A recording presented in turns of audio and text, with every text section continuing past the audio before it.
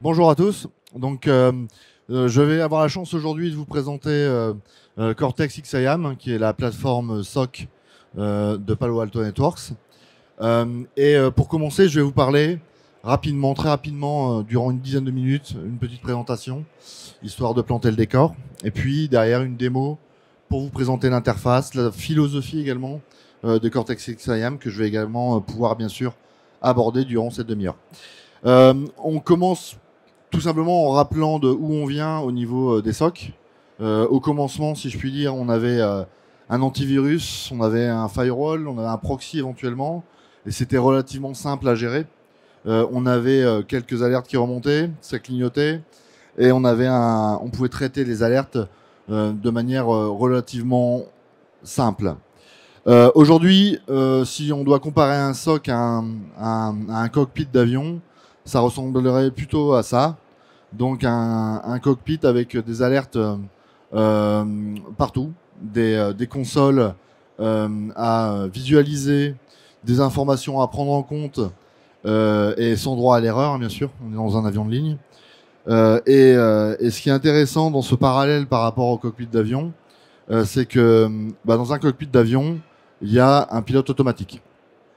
Ce qui n'est pas forcément toujours le cas, en tout cas aujourd'hui, au niveau des SOC. Et si on parle des SOC aujourd'hui et plus globalement de l'ensemble des produits de sécurité qu'on va retrouver dans toutes les entreprises, on va retrouver des dizaines de consoles.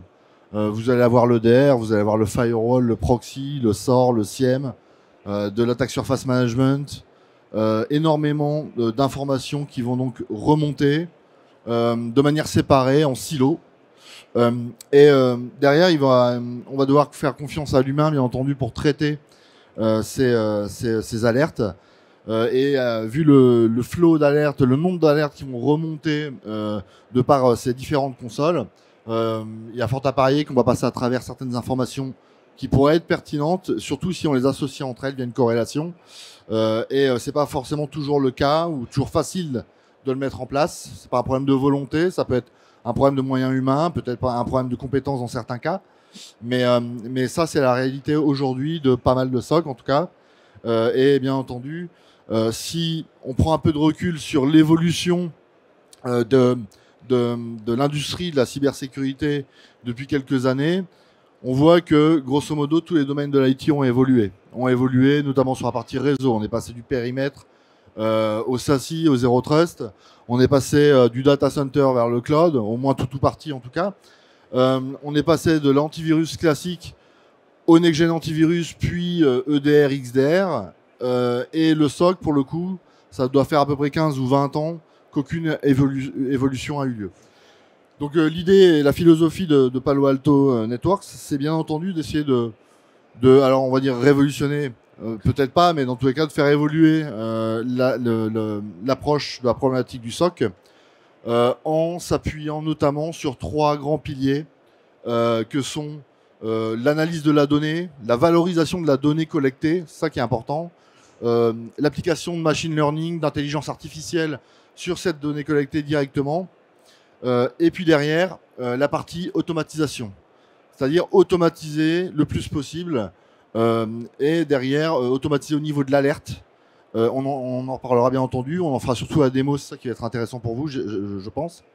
Et puis derrière, bien entendu, si je suis capable justement de valoriser cette donnée, d'y appliquer des concepts d'automatisation, derrière, je vais être capable d'améliorer ma posture de sécurité pour derrière, de manière proactive, en tout cas, l'améliorer et plus ou moins automatiquement. Encore une fois, c'est ce que je vais essayer de vous montrer durant ma démo. Si on prend l'approche, le mode de fonctionnement d'un SOC, on va en fait avoir aujourd'hui, et ça c'est ce qu'on voit au niveau de l'organisation du SOC et surtout du traitement des alertes, on va avoir un analyste qui va être en première ligne et qui va devoir effectuer tout un travail de pupitrage de niveau 1 jusqu'au niveau 2, 3 pour parler analyse des détections, investigation, réponse. Donc on va passer à travers ces différents niveaux du SOC et derrière on va mettre en place les mécanismes d'automatisation pour essayer de traiter les incidents de manière automatique dans le futur. L'approche d'XIAM, c'est en fait d'automatiser systématiquement au niveau de l'alerte, pas au niveau de l'incident. Donc on va traiter toutes les alertes. La moindre alerte antivirus, la moindre alerte firewall, proxy, endpoint, EDR sera traitée systématiquement, soit par un travail d'enrichissement, soit par un travail potentiellement de rémédiation. C'est pas toujours possible bien sûr, mais dans tous les cas on va traiter l'alerte pour à minima l'enrichir, pour fournir du contexte, un maximum d'informations à l'analyste, pour que le traitement des alertes et des incidents restants soit le plus facile et le plus efficace possible. Donc si on regarde les attentes qu'on peut avoir vis-à-vis d'XIAM, ça va être de simplifier les opérations de sécurité, de faire évoluer la posture de sécurité et surtout d'accélérer le traitement des alertes, des incidents au niveau de la rémédiation à minima ou de l'enrichissement. Donc XIAM, qu'est-ce que c'est? C'est une plateforme SOC. C'est un SIEM, c'est un EDR, c'est un NDR, c'est un SOR, c'est une plateforme de threat intel. Et donc l'idée d'XIAM, c'est de voir toute la donnée. Absolument toute la donnée. On va envoyer vers XIAM la donnée provenant des firewalls, la donnée provenant des proxys, des EDR, bref, toute la donnée possible, on va l'envoyer vers XIAM. Et XIAM va centraliser donc cette donnée. Alors c'est le terme anglais, le stitching, c'est-à-dire relier les données entre elles. Donc tous les signaux faibles vont être reliés entre eux au niveau d'XIAM pour derrière aller y appliquer un modèle de machine learning, plusieurs modèles même de machine learning pour en ressortir, on va dire les alertes, les potentielles brèches de sécurité. Et ça, c'est toute la force d'XIAM. Ensuite, derrière, ce qui va être intéressant, c'est que la plateforme va regrouper, et c'est ce que vous voyez à droite, toute la partie orchestration, Threat Intel Platform, toute la partie analyse utilisateur avec le module ITDR notamment, tous les aspects de reporting, de compliance, la visualisation en temps réel de la couverture, du coverage de Mitre sera directement visible dans XIAM. Et donc là, encore une fois, l'idée, c'est de réduire la complexité opérationnelle en fournissant l'ensemble de ces briques de sécurité dans une plateforme unique. Je vous démontrerai ça juste après. Si on parle des aspects purement sécurité, amélioration de la posture de sécurité, qu'attendre d'XIAM? XIAM, donc, ça va collecter la donnée. La donnée va être collectée, va être stitchée, donc reliée entre elles. Et l'idée derrière, ça va être d'améliorer le niveau de détection, donc directement dans la plateforme. Je ne parle même pas de règles de corrélation. Bien entendu, c'est possible, mais la plateforme est livrée, j'ai envie de dire sortie de la boîte, avec énormément de règles, ce qu'on appelle d'analytics, donc qui proviennent des détections fournies par la brique de machine learning ou d'intelligence artificielle. Et l'idée derrière, ça va être justement d'avoir toute l'histoire de l'attaque visualisable directement dans l'interface et qui va relier entre elles les informations qui proviennent des endpoints, du réseau, du cloud, de l'identité. Et derrière, on va donc être en mesure de répondre sur l'ensemble de la chaîne d'attaque pour derrière améliorer de facto la protection pour les potentielles futures attaques. On va donc pouvoir considérer que toute la donnée qui va être collectée du réseau, du endpoint, de l'identité, du cloud et d'autres sources d'informations vont être automatiquement donc collectées, normalisées. Donc toute l'information collectée dans la plateforme sera automatiquement normalisée par XIAM. Et on abordera ce point après, mais toute l'intégration réalisée est réalisée via une marketplace. On a une marketplace qu'on va utiliser pour utiliser les connecteurs fournis. Il y en a plus de 900 fournis nativement sur l'ensemble de votre écosystème. Et donc ces connecteurs vont permettre soit de collecter la donnée, soit d'interagir avec l'intégration avec le système tiers. Ça peut être un firewall, ça peut être un proxy, ça peut être un autre DR, pas de problème. On va donc être capable de collecter toute cette information, d'interagir avec. Et ce qui va être intéressant derrière, c'est que toute la donnée collectée va donc être reliée entre elles, quelle que soit la source. On va donc avoir les analytics qui vont appliquer leur détection. On peut ensuite, bien entendu, compléter avec des potentielles règles de corrélation, c'est évident. On peut même, on a un module qui s'appelle Bring Your Own Machine Learning. Vous pouvez développer, si vous avez des data scientists, des règles de détection de machine learning directement dans la plateforme. Donc vous avez également la possibilité de réaliser ce genre d'opération. Et derrière, une fois qu'on a ces détections, eh ben, on va appliquer tous les modèles d'automatisation via ce qu'on appelle des playbooks atomiques. Donc vraiment des petits playbooks. Alors pour ceux qui sont familiers avec les sorts, on a souvent des playbooks assez importants, notamment si on prend un use case comme le phishing. On va avoir des étapes dans les différents playbooks, des étapes, assez nombreuses étapes. Les playbooks atomiques, le concept, c'est d'avoir en fait quelques étapes, 5, 6, pas plus, pour vraiment traiter à l'alerte et pas à l'incident. Donc on va traiter toutes les alertes qui vont arriver et qui vont être fournies par XIAM. Soit c'est XIAM qui va fournir ces alertes, soit c'est les systèmes tiers qui vont être connectés bien sûr à XIAM. On va donc appliquer les automatisations et derrière va rester quelques incidents, quelques alertes en charge pour l'analyste. Et le gros intérêt de cette approche, c'est en fait d'avoir relativement peu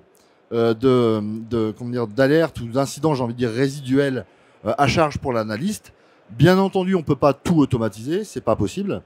Mais l'idée en fait dans l'approche d'XIAM, c'est d'essayer en fait d'automatiser systématiquement les 20 ou 30 alertes qui reviennent de manière récurrente pour derrière en fait pouvoir se focuser sur les alertes et donc les incidents qui vont être les plus pertinents.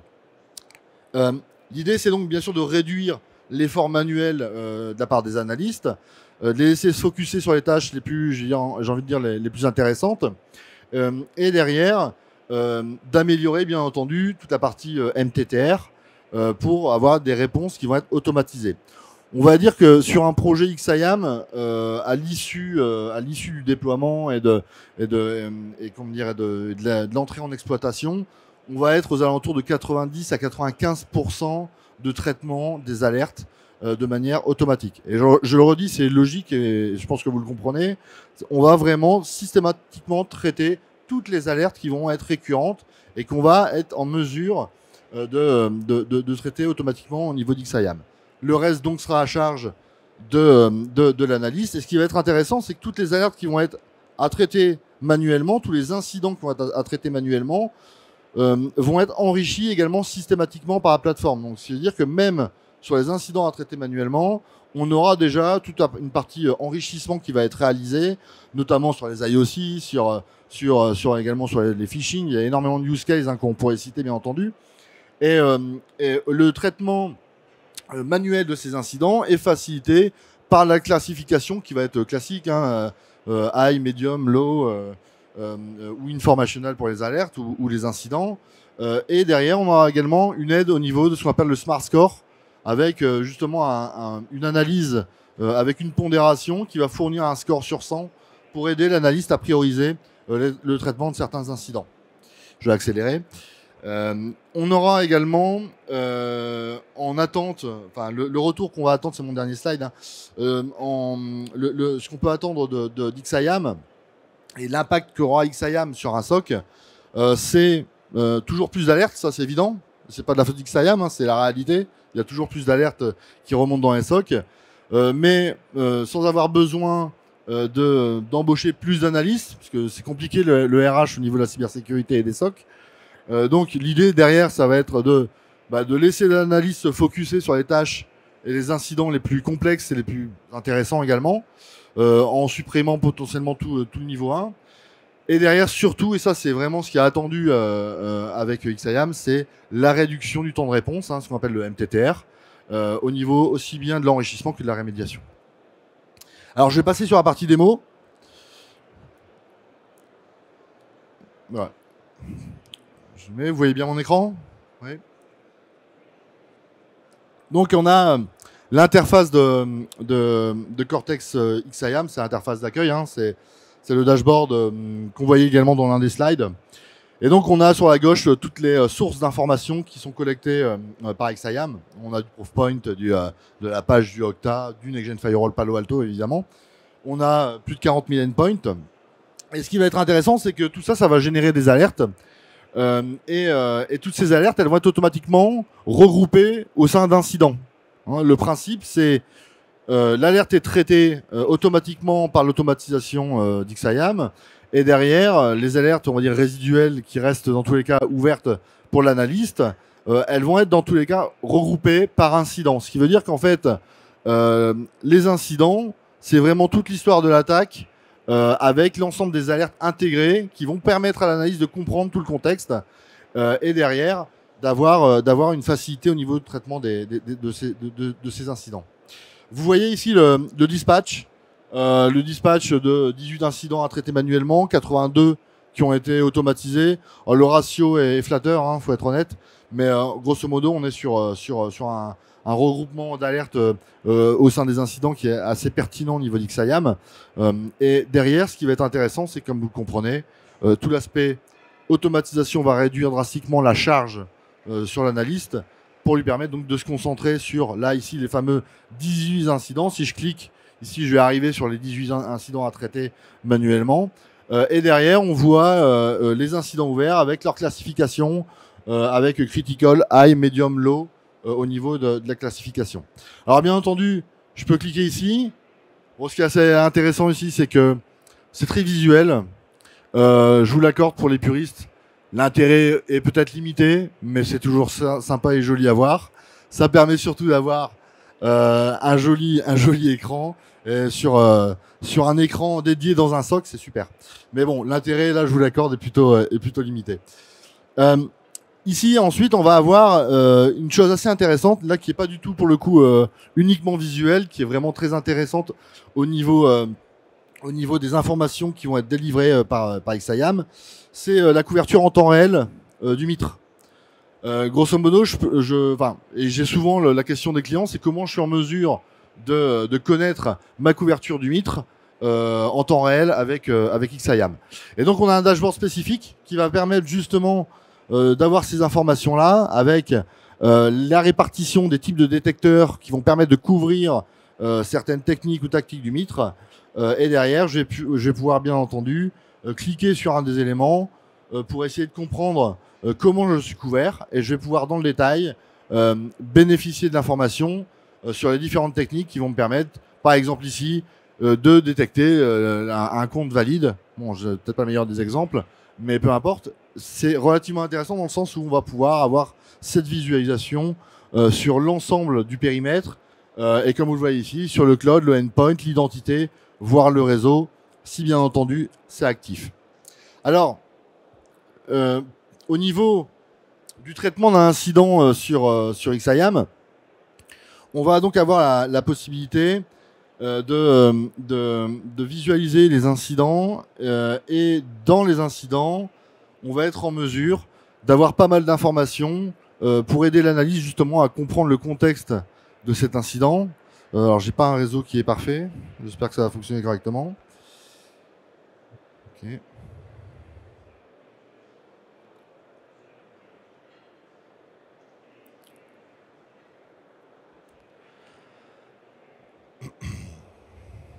Voilà. Donc, on retrouve les incidents. Ça devrait charger. Voilà. Et au sein de ces incidents, en fait, on va déjà ici être en mesure de comprendre, grâce à la description qui en est faite, qu'un utilisateur ou des utilisateurs ont essayé de se loguer à plusieurs reprises. On voit qu'il y a 29 alertes associées à cet incident. On voit aussi surtout justement tout le mapping par rapport au MITRE qui est fourni. C'est toujours intéressant pour essayer de comprendre et pour aider à comprendre le contexte de l'attaque. Bien entendu, si je clique sur un des éléments, ça va m'emmener vers les alertes qui sont responsables, qui sont mappées à cette technique. Je vais donc avoir 29 alertes, et ces alertes, elles proviennent de diverses sources. Alors j'aime bien cet incident parce qu'il n'y a aucun produit Palo Alto dans cet incident. On a du OneLogin, du Checkpoint et du Snort. Et derrière, on va avoir les informations sur les playbooks qui ont été exécutés au niveau de cet incident. Et sur les 29 alertes, on a 29 playbooks qui ont été exécutés, on va aller les voir après. Et j'ai différentes informations sur les artefacts, sur les IOC, sur les utilisateurs impactés. et à tout moment, je peux basculer, pivoter sur une vue pour bien sûr aller voir les fiches utilisateurs, d'un point de vue cybersécurité bien entendu. Et ce que je vais faire ici, c'est que je vais aller voir justement les alertes associées à cet incident. Et je vais faire le focus sur une des alertes, dès l'instant qu'il aura bien voulu charger. Voilà. Donc j'ai toutes ces alertes qui sont regroupées ici. Bien entendu, je peux voir toutes les informations sur les playbooks exécutés pour chacune des alertes. Et vous voyez que le traitement de chaque alerte est effectué par un playbook. Je vais prendre une alerte qui concerne l'utilisateur Postgres. Et derrière, je vais donc, en cliquant dessus, avoir l'information et le contexte de cette alerte.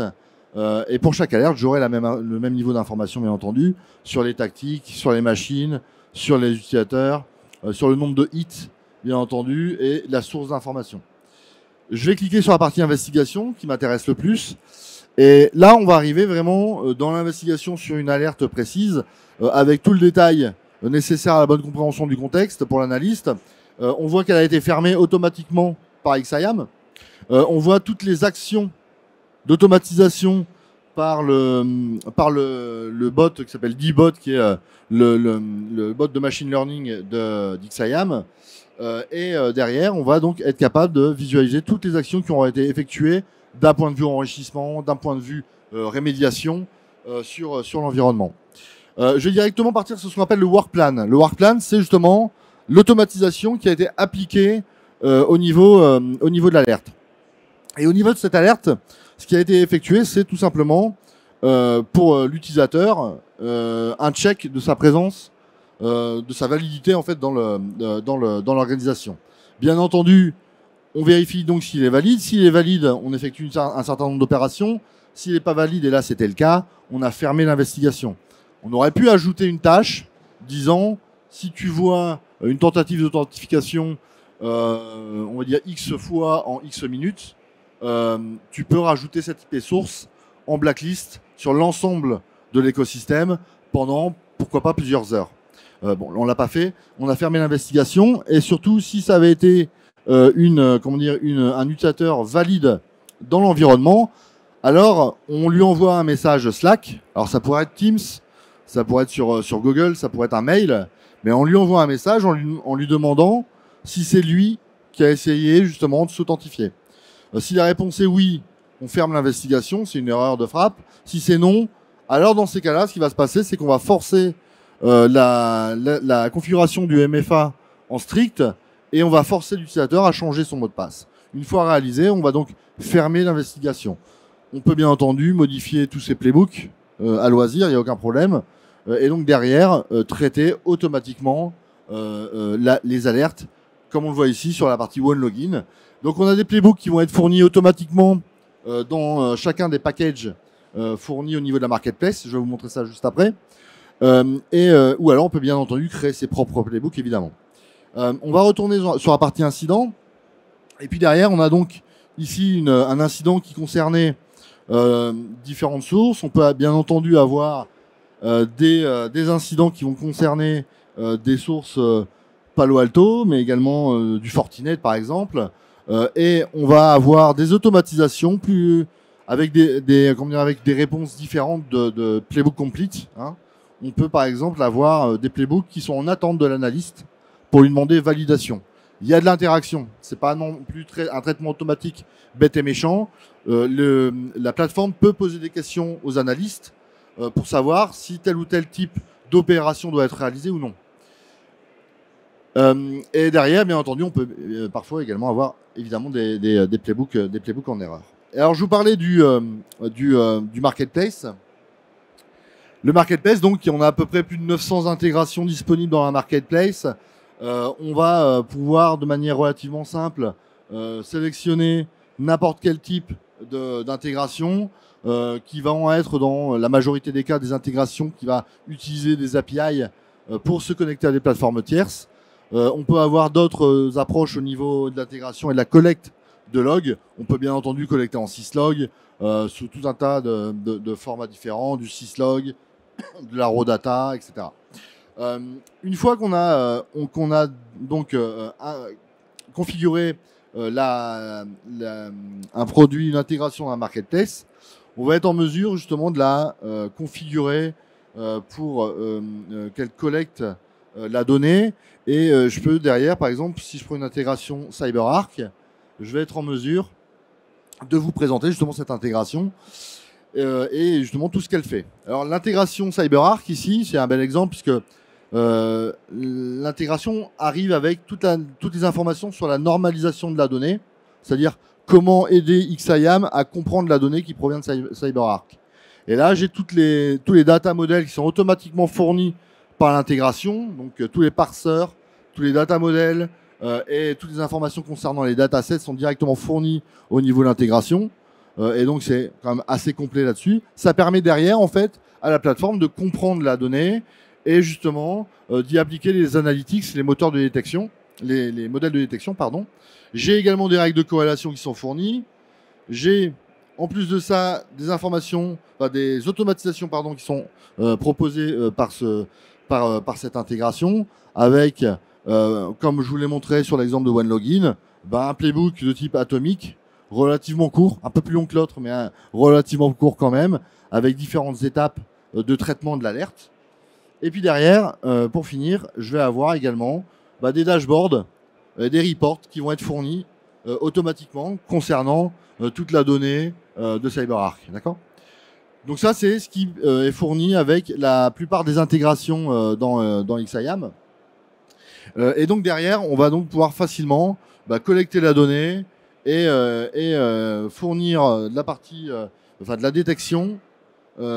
Derrière, appliquer des modèles d'automatisation pour derrière traiter un maximum d'alertes automatiquement et laisser relativement peu d'incidents à traiter au niveau de l'analyste.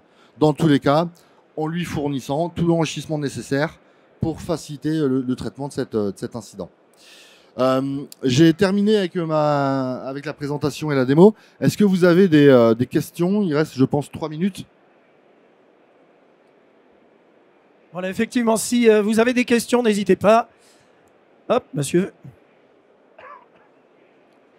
Bonjour, merci beaucoup pour la présentation. On vient de voir qu'on a des playbooks et des parseurs qui sont automatiques. Ouais. On voit aujourd'hui qu'il y a beaucoup d'applications métiers dont on a besoin de refaire un découpage complet pour pouvoir faire une compréhension de ces logs-là. Ouais. Est-ce que je vais pouvoir, une fois que est-ce que je peux parser à la mano, pardon. Est-ce que je peux parser à la mano toutes les traces qu'on va pouvoir avoir? Et est-ce que je vais pouvoir réutiliser les playbooks que vous avez justement sur la détection de brute force par exemple pour pouvoir le régénérer? Merci. Ouais. On peut parfaitement créer ces parseurs, vous les voyez à l'écran. Hein. Là, c'est les parseurs fournis par défaut qui sont rajoutés par les intégrations. On peut rajouter ses propres parseurs. D'accord ? C'est du langage SQL. Alors on a un traducteur dans la plateforme de Splunk vers SQL, si ceux qui sont déjà utilisateurs Splunk. Donc on peut utiliser ces parseurs-là et on peut, comme je le disais tout à l'heure, surtout pour les applications métiers, on peut par exemple développer des détecteurs de machine learning sur des use cases, typiquement sur de la fraude par exemple. On va pouvoir développer des détecteurs spécifiques au-delà du parseur, mais vraiment des détecteurs pour détecter des use cases de fraude ou autres sur des applications métiers. Une fois qu'en fait la donnée elle est comprise par la plateforme, j'ai envie de dire on peut faire tout ce qu'on veut, puisque derrière avec le playbook on va pouvoir aller interagir avec la plateforme tierce. Et le playbook, il y a du playbook fourni par défaut, vous l'avez vu, mais il y a également du playbook que vous allez pouvoir développer par vous-même, partir d'un playbook existant, il n'y a aucun problème. Alors,